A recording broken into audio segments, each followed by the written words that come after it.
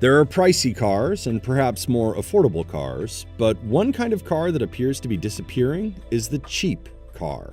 Auto industry analysts say sales of very inexpensive cars, these days meaning any new car with a starting price somewhere below $20,000, are declining.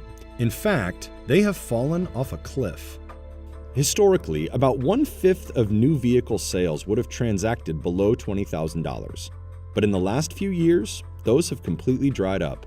New cars are becoming more expensive, and it's unlikely those cheap cars will ever be back. In 2020, the subcompact segment in the US included cars such as the Honda Fit, Hyundai Accent, Kia Rio, and Nissan Versa. Vehicles in this segment are typically priced below $20,000, a cutoff point for what auto industry analysts consider the cheapest cars available. Cheap cars have a problem that might seem rather obvious. They don't make a lot of money. Automakers, like any company, have certain fixed costs built into their business models. They have to build factories, keep the lights on, pay for product development, and pay workers and executives.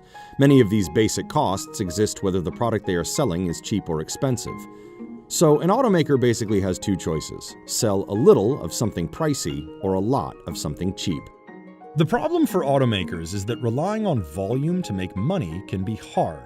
Margins can be razor thin, and any challenges or missteps can eat into already slim profits. So who buys cheap new cars? Why do they matter? Well, the short answer is young people, mostly.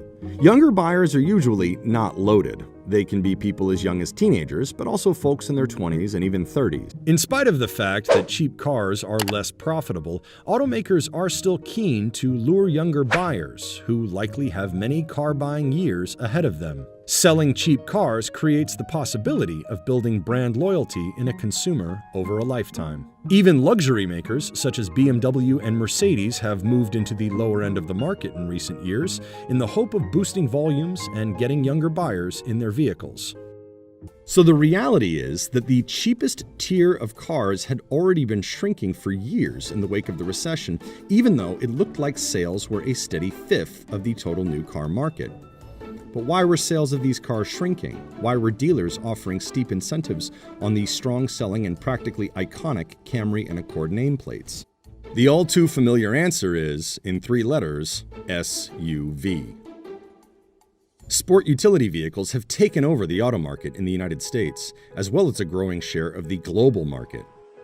SUVs went from 29.9% of sales in 2009 to 51.5% in 2019. They are found in practically every segment, size, and configuration.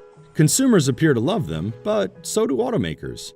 The smallest SUVs sell for higher prices than comparable cars, even cars built on the same platforms as the pricier SUVs.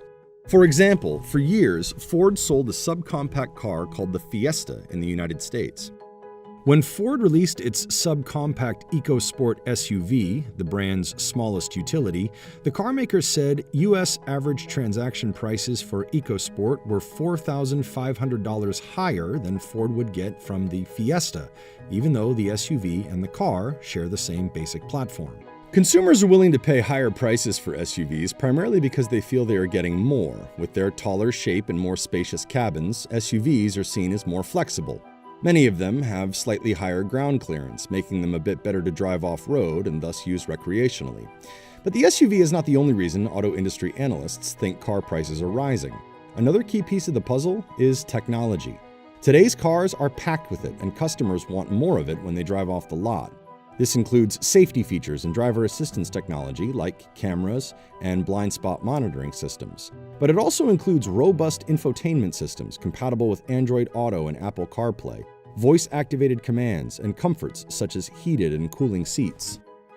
The trouble is that consumers are paying more for these cars. Loan terms have grown in length. In 2020, the share of loans spanning 72 months or longer has grown considerably from where it was decades ago. And some consumers are increasingly faced with fewer options at the lower end, more likely to shell out more for a new car or turn to the used car market.